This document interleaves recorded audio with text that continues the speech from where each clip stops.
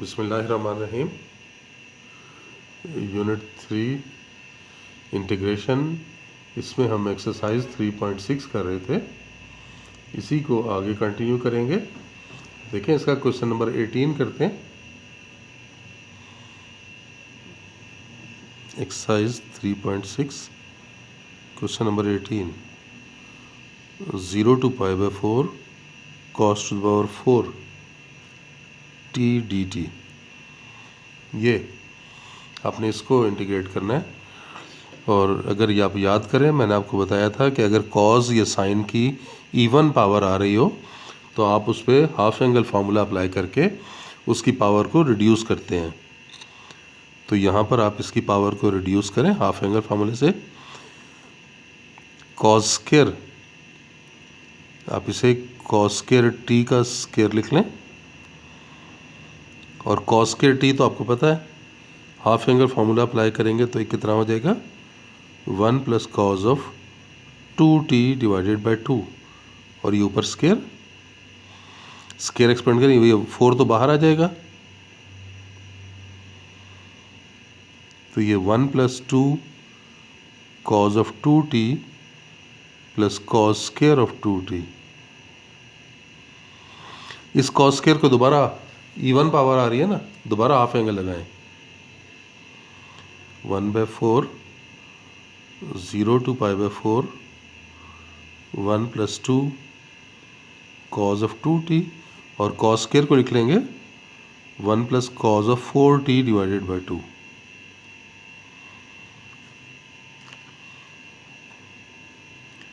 One by 4 0 to pi by 4। अब आप देखें, ये वाला 1/2 और ये 1 ऐड होके 3/2 हो गया, फिर 2 कॉज ऑफ 2t हो गया, और फिर ये 1/2 कॉज ऑफ 4t। अब आप इन्हें अलग-अलग कर सकते हैं। अब आप इस पोजीशन में हैं कि इन्हें इंटीग्रेट कर लें। तो ये 1/4, ये 3/2 कांस्टेंट है, 0 to पाई बाय 4 और 1 dt। फिर इस 2 को हम एंगल का डेरिवेटिव इस्तेमाल करेंगे। 0 to पाई बाय 4, ये देखें कॉज ऑफ 2t, और ये 2 हमने ये वाला इस्तेमाल किया एंगल का d बनाने के लिए।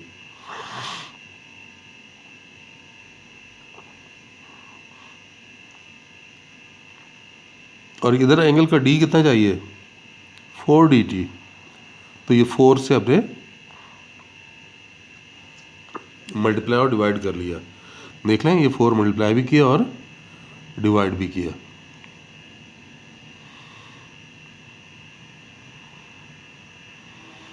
वन इंटीग्रेट हो गया तो t आ जाएगा।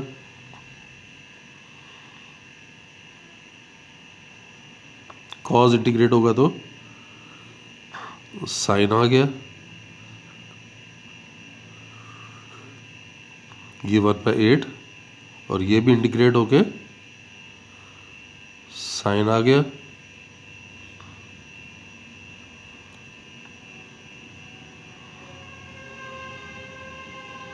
लिमिट अप्लाई करें, पहले upper limit pi by 4 minus 0, यहाँ पे sine 2 into pi by 4 minus sine of 2 into 0,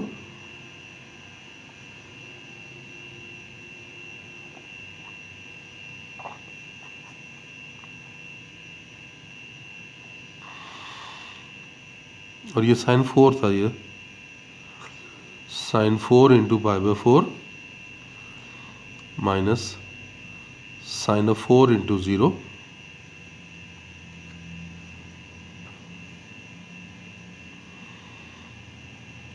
तो ये 3 पाई बाय 8, ये तो पाई बाय 2 हो जाएगा, साइन पाई बाय 2 1 होता है, ये 0, फिर प्लस 1/8, साइन पाई 0, साइन 0 0। तो बस ये आंसर, ये ख़त्म हो गया, ये आ गया, यानी 1/4 इंटू 3 पाई बाय 8 प्लस 1, ये इसका आंसर आ जाएगा।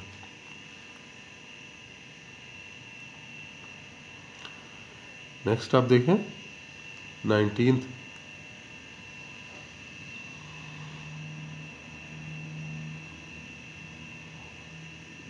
Zero to pi by 3 cos square theta into sine of theta. ये तो इजी पावर रूल लग जाएगा। कॉस का डी कितना, माइनस साइन, तो माइनस आप बना लें। ये देखें cos square theta into minus sine of theta d theta.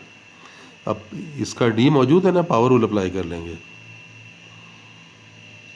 Cos cube theta by 3, zero to pi by 3, तो ये -1/3 बाहर आ गया। लिमिट अप्लाई कर दें। Cos cube pi by 3 minus cos cube of 0। Cos pi by 3 तो 1/2 होता है, 1/2 cube, और कॉस 0 1 होता है, -1/3 और 1/8 -1, तो ये बन गया -1/3 और -7/8, तो 7/24। ये इसका आर्डर है। ठीक है, यहाँ तक आ गया।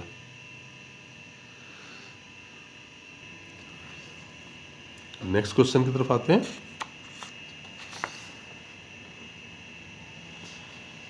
Next question, question number 20th question देखें।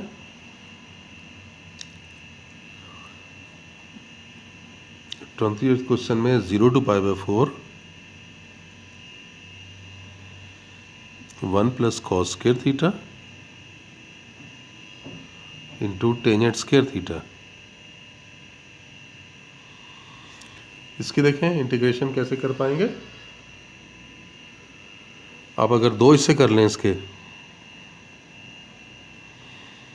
तो 0 टू पाई बाय 4 1 से मल्टीप्लाई होगा तो ये टेंजेंट स्क्वायर थीटा हो गया, और दूसरे में ये हो जाएगा cos square theta into tangent square theta.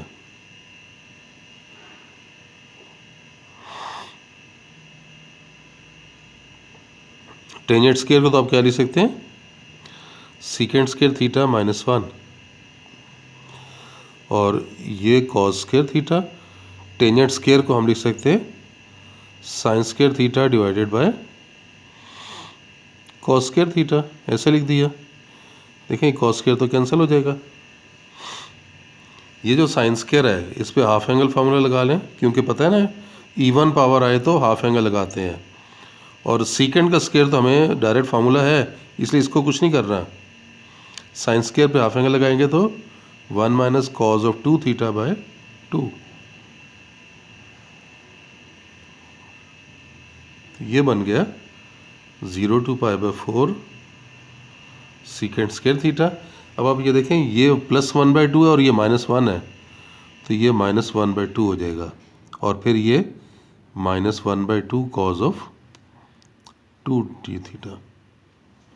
अब आप सेपरेट कर लेने। 0 to pi by 4 secant square theta d theta, फिर ये वाला -1/2 0 to pi by 4 d theta, फिर ये -1/2 0 to pi by 4 cos of 2 theta. Angle का डी चाहिए 2 डी थीटा, तो ये देखें 2 से डिवाइड भी कर देते, मल्टीप्लाई भी कर दिया और डिवाइड भी कर दिया। अब आप फार्मूला लगा लें।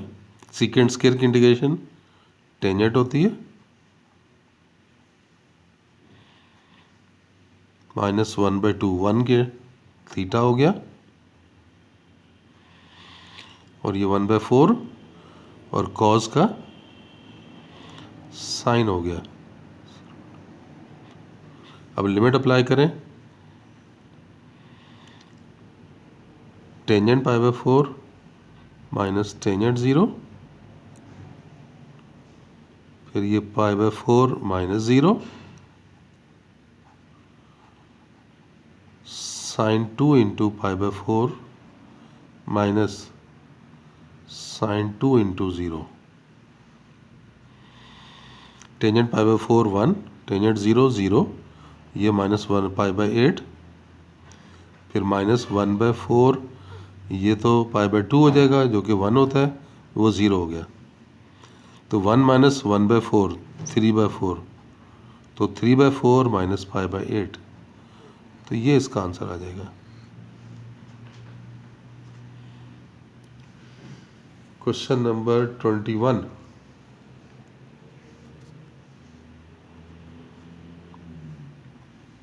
Zero to pi by 4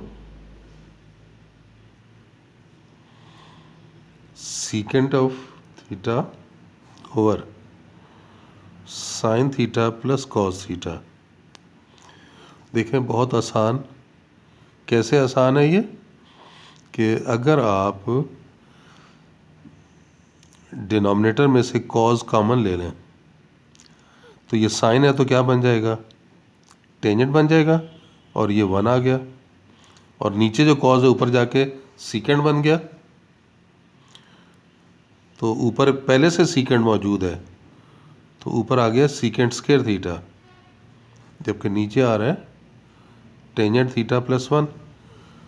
question आसान हो गया। नीचे वाली टर्म का डी ऊपर आ गया, टेंजेंट का सीकेंट स्क्वायर होता है ना, तो अब ये लॉग हो जाएगा। तो log of tangent theta plus 1, और लिमिट अप्लाई करेंगे 0 टू पाई बाई 4। पहले अपर लिमिट पुट कर दें, टेंजेंट पाई बाई 4 प्लस 1, फिर माइनस, फिर लोअर लिमिट टेंजेंट 0 प्लस 1, तो ये हो गया log of 1 plus 1 minus log of 0 plus 1, तो ये लॉग ऑफ 2 हो गया। लॉग ऑफ 1 तो 0 हो जाता है ना, तो ये आंसर आ जाएगा। चलें, बस आज के लिए इतना ही। इंशाल्लाह नेक्स्ट लेक्चर में इसके मज़ीद क्वेश्चंस करेंगे। अल्लाह हाफिज़।